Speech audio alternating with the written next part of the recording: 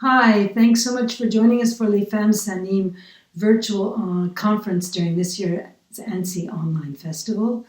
Our objective in this conference was to explore the pandemic through a lens of positive curiosity, and we were hoping to present you with a conference that was lighthearted and evocative and would help you to think about how this period could be a springboard for the future. And then there was the spark of the horrendous murder of George Floyd in Minneapolis, which has fueled this furious fire of outrage that has ripped across the Western world.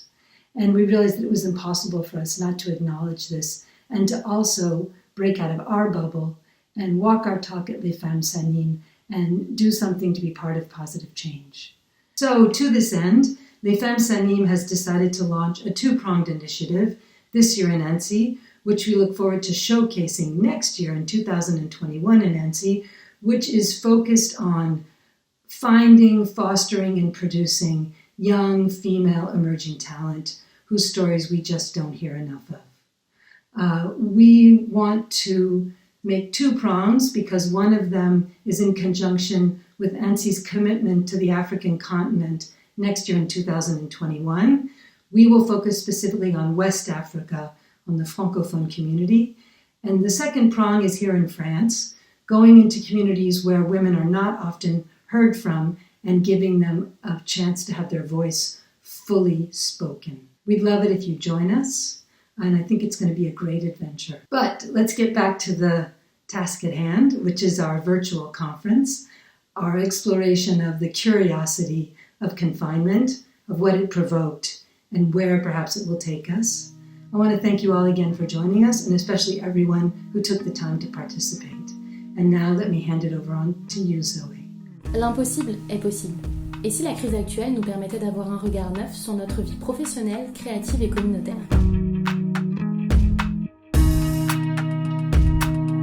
Nous sommes heureuses de vous présenter à l'occasion du Festival d'Annecy 2020 une conférence inspirée de l'expérience que nous sommes tous et toutes en train de vivre.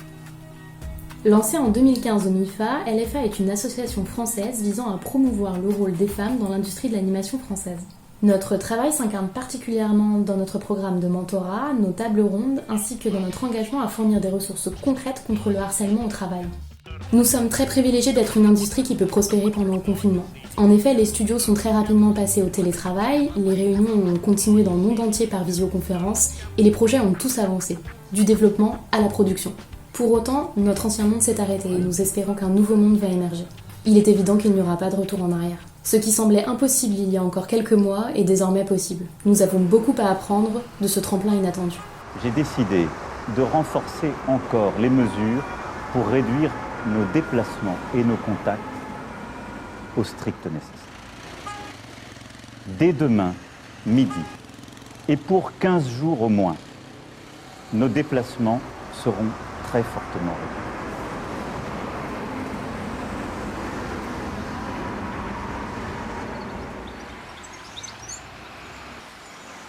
Notre conférence a pour but de nous ouvrir l'esprit et ainsi poser un regard différent sur les nouvelles opportunités qui s'offrent à nous.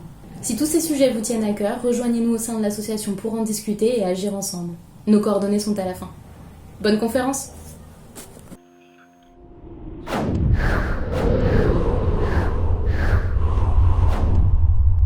During the pandemic lockdown, I started a little project. It all began in a conversation with a friend. We were discussing struggling with creativity while we were self-isolating. I had actually, over the previous few days, received quite a few emails about passing on a poem, passing on a recipe. And so I suggested that we did an animation. This is a way of communicating. This is a way of expressing how we feel and sharing that expression with each other. So it started. Obviously, a round robin of two is not really a round robin. So then came the task of finding more people to join in. I posted on social media and I very soon had a little collection of animators from very diverse backgrounds, the majority of whom I'd never met before. I was really amazed at the response of so many people wanting to be involved in something that they weren't going to be paid for, and it was just being part of a community, I think, that was the thing that drew them to this project. It had a very simple premise.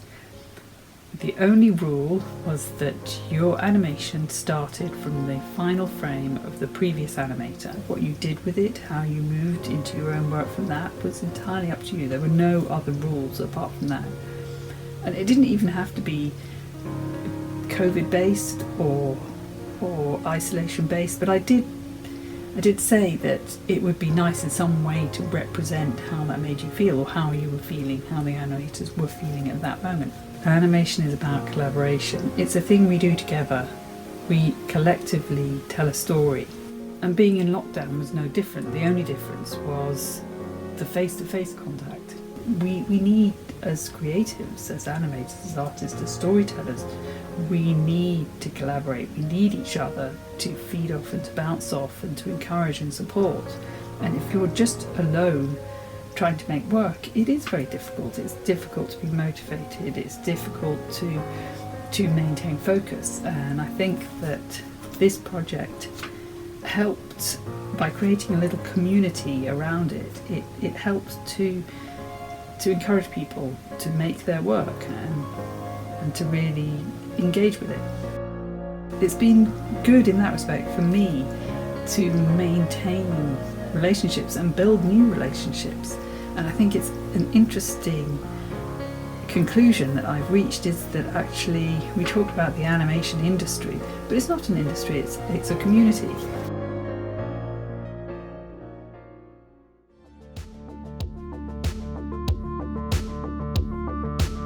When I was in London, I was able to just pop round to the animation studio, but now I'm able to just see them at the click of a button, so we're still able to communicate smoothly. We probably have more communication, if anything.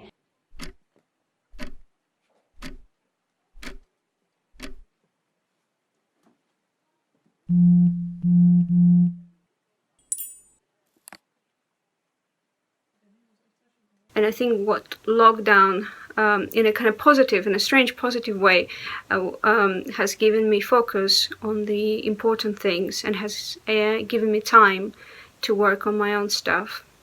Point is, it could be a lot worse for a lot of us.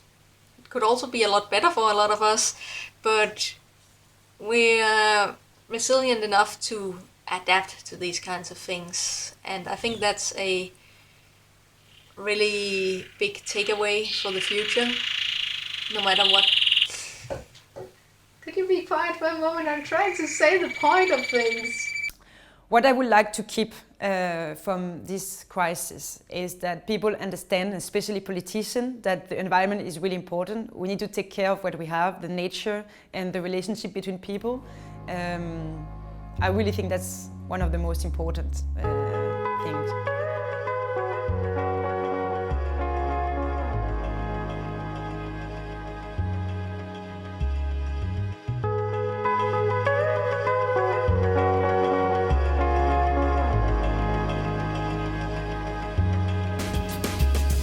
Mon nouveau héros, c'est Wajdi Mawad, le jour où j'arriverai bien prononcer, parce qu'il a écrit un journal du confinement extraordinaire, d'une poésie, d'une profondeur, d'une beauté incroyable. Someone I found is doing really well actually in lockdown is Jennifer Garner, who has started doing a project where she's reading and getting celebrities to read a book every single day to raise money for food for children who rely on school for food. One of the great books I've read has been Bad Girls Throughout History, and one of my favourite pages is my main woman, Mary Blair, who turns out she's a badass, and I've been inspired by the fact that she is both talented, beautiful, and just knows what she wants, and I thought that was great, so I just thought I'd share that as well.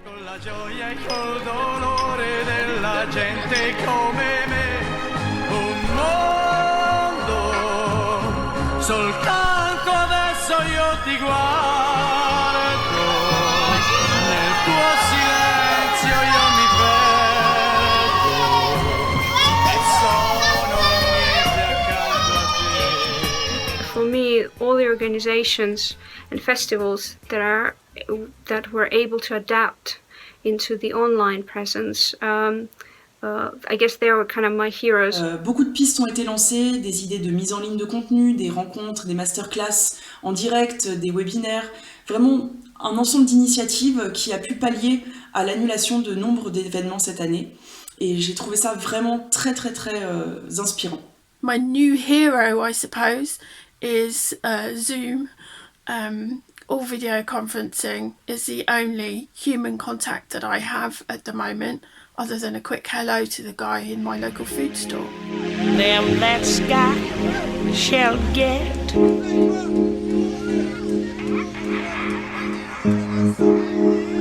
Them that's not shall lose. That's got his own. J'ai une nouvelle héroïne, c'est Jacinda Ardern, 39 ans, première ministre de la Nouvelle-Zélande, leader du Parti travailliste, 15 décès, 4 semaines de confinement. Elle propose la baisse de 20% de son salaire et de ceux de ses ministres par solidarité. Elle s'adresse à son pays depuis son canapé, dans son salon, après avoir couché sa fille de 2 ans. Sourire à toute épreuve, sans froid, c'est elle, mon héroïne. Et moi, mon nouveau héros serait Vincent Lindon, qui s'est exprimé sur Mediapart et qui a pris la parole, qui s'est mouillé, qui a eu le courage de parler, de faire un constat et surtout de proposer des solutions, ce qui est rare. Je pense bien sûr aux médecins, au personnel soignant, aux infirmières, à toutes les personnes qui ont dû travailler dans cette période. Mais j'aime pas dire en fait que ces gens sont des héros, parce que ça devrait pas être héroïque aujourd'hui de travailler, et surtout dans l'hôpital public. Les médecins ne sont pas des héros.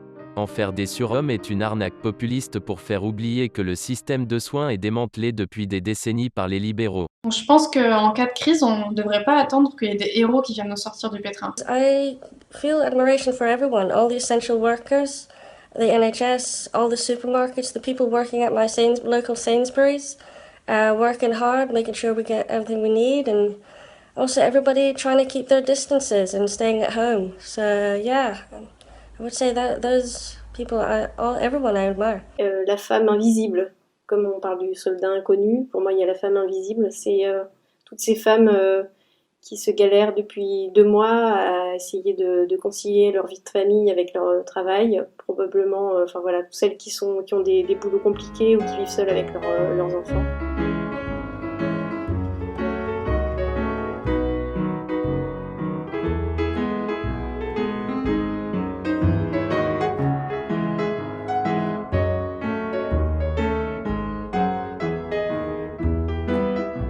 Modestement, ce serait d'emmener mes enfants à l'école, ou de retourner au cinéma ou au théâtre, voilà. L'idée la plus folle, ce serait de délocaliser un peu plus les studios et les boîtes d'animation, ou même les boîtes tout court, pour réinvestir l'espace rural.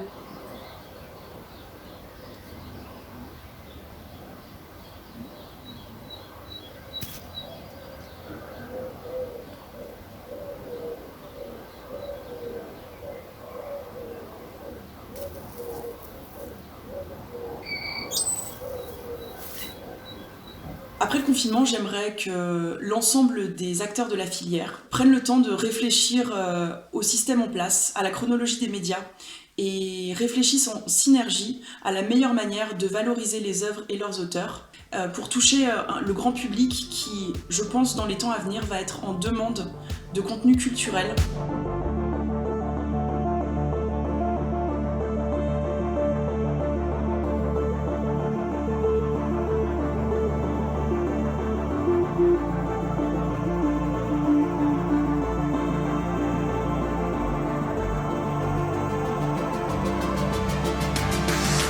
L'idée la plus folle, ce serait que les gens commencent à accepter que les femmes aient des cheveux blancs.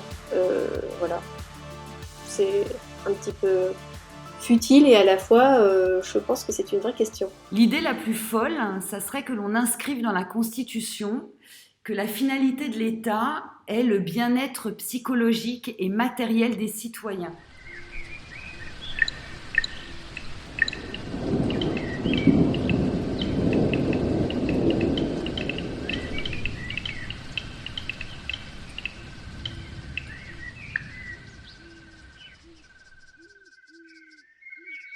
Je dirais le retour de l'ISF. Fois 2 ou 3, minimum. Pour moi, la France, c'est pas juste un drapeau, un hymne et des frontières. Non, pour moi, c'est la culture, le théâtre, le cinéma, un système social et des rois qu'on décapite. Je pense que l'idée la plus folle, à l'échelle de notre secteur de l'animation, ce serait qu'on se rende compte vraiment de la responsabilité qu'on a, de notre pouvoir énorme. J'aimerais qu'on puisse produire plus de films qui illustrent le monde désirable, le monde que l'on veut pour demain et pas celui d'avant. Je pense que clairement, on doit se battre pour cette société qu'on voudrait voir et on a tous des choix artistiques à faire pour y arriver.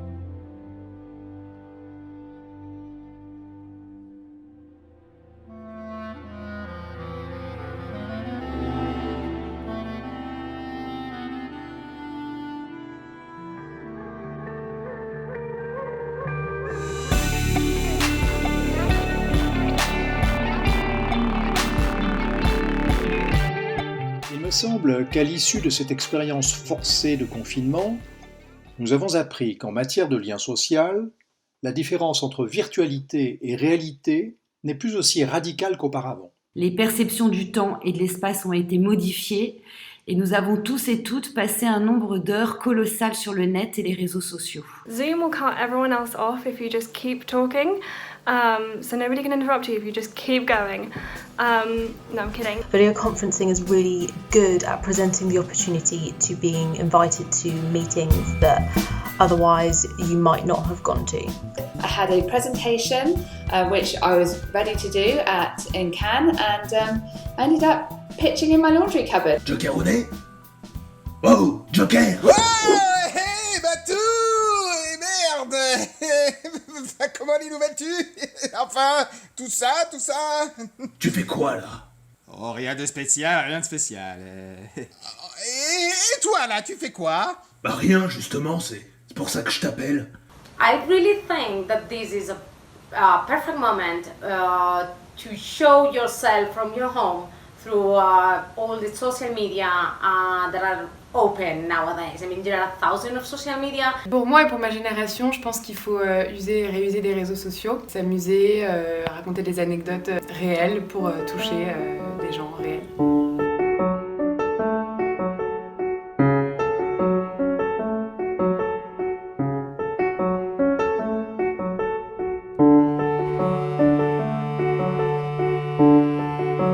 Things like LinkedIn, Facebook and Twitter have been great ways for me to stay in touch with people that I've not been able to meet up with face to face.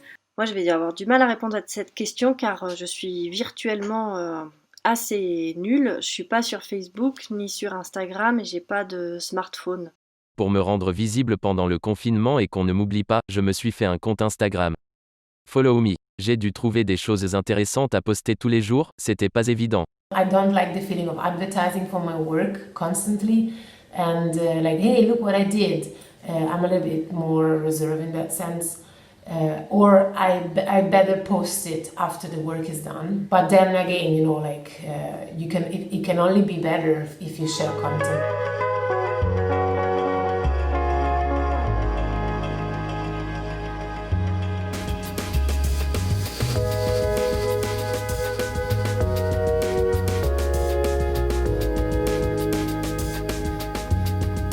Moi, j'ai pas tellement envie de la réinventer parce que pour moi, c'est un vrai sanctuaire, la salle de cinéma, j'y tiens.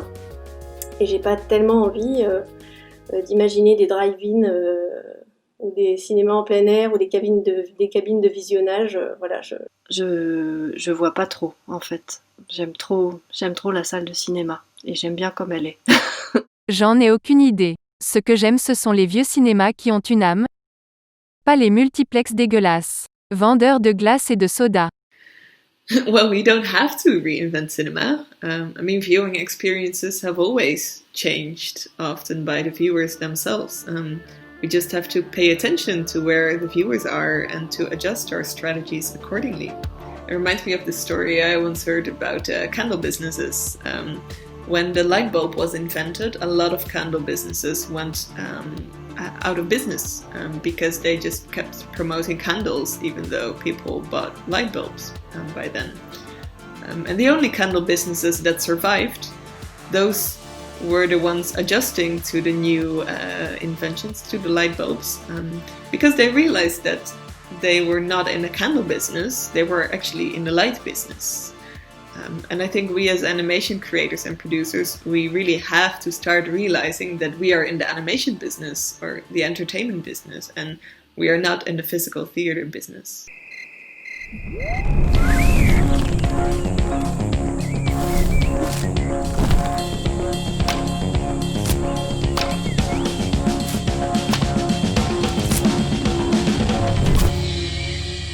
Le cinéma de demain, pour moi, c'est l'éloge de la différence, ce n'est pas le sacre de la consommation. Le cinéma de demain sera aussi un lieu de diffusion des savoirs. C'est tout à fait fondamental dans un monde perverti par la puissance instantanée des réseaux, par leur capacité à créer de la confusion. Et dans ce contexte, la programmation des films, des événements, des retransmissions, des débats, des expositions devient l'enjeu majeur de la salle de demain. Au-delà de la qualité sans cesse croissante des équipements. Comme l'ont fait par exemple les CDN, les Centres Dramatiques Nationaux, avec la décentralisation en 1972, ou un artiste qui dirige un lieu et qui s'engage à la diffusion de l'animation de ce lieu en échange de subventions. Peut-être il y a quelque chose à réfléchir sur cette forme, associer un artiste, réalisateur, producteur à une salle. Je réfléchis pour ma part à ce mode parallèle d'exploitation pour le MK2 d'Imbéa, en Nouvelle-Calédonie. I am walking down the street, thanking the Lord I still got my feet. Pendant tout le confinement, j'ai veillé à bien partager les tâches avec ma compagne, lui fournir le soutien dont elle a besoin. J'ai fait les courses et la vaisselle. J'ai changé une ampoule aussi. Nous ne sommes pas tous les mêmes. #not all men. Il en a pas foutu une ramée, et en plus il bande mou. Elle ouvre beaucoup plus sa gueule depuis qu'elle a de nouveau le droit de sortir. Oui, bien sûr qu'il y a eu chez certains hommes une prise de conscience.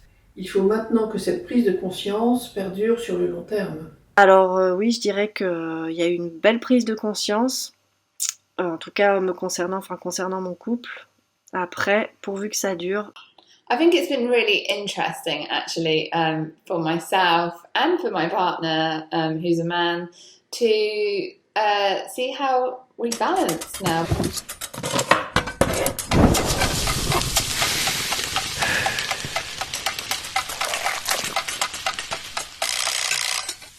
I have to say that I feel quite privileged again to be in Denmark because I think we're quite advanced in those questions. Moi personnellement, pendant le confinement, mon mari n'a pas été du tout différent de l'avant confinement.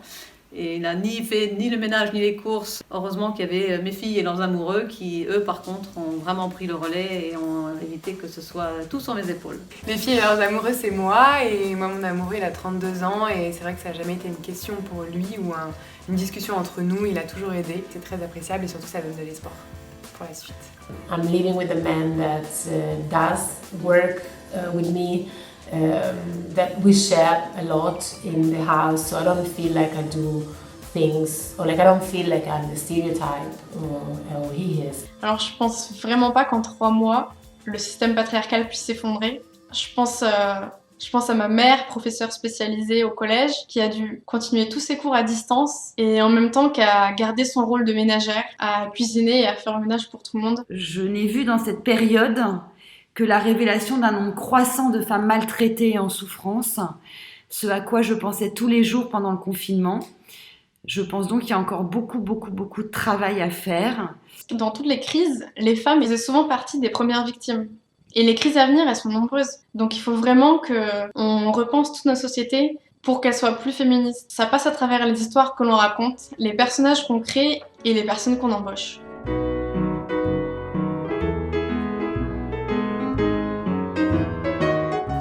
Okay, and I think things are gonna be okay. So, stay safe, stay healthy, and stay careful of those around you.